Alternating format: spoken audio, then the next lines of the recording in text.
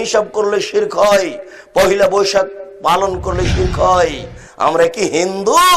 পহিলা বৈশাখের মুখে লাথি মারতে জন্ম নিয়েছি। পহিলা বৈশাখ মানে আমি কি হিন্দুর বাচ্চা?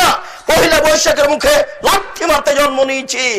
এ দেশের মাটিতে সুনাগরিক বেঁচে আছি। এ দেশের সরকারকে জেলে রাখা দরকার। বাংলাদেশের মাটিতে যদি 2 জন সুনাগরিক থাকে, আমরা তার 1 জন হব। অতএব মনে রাখা ভালো হবে, মুসলমান ঘরে জন্ম নিয়েছি, আমি মুসলিম চিররণবীর, মরণকে করি না ভয়। মরলে শহীদ, বাঁচলে গাজী, আমার উভয় সমান। জেল যতটুকু, সেল ততটুকু, বাইরে যতটুকু, ভিতরে ততটুকু।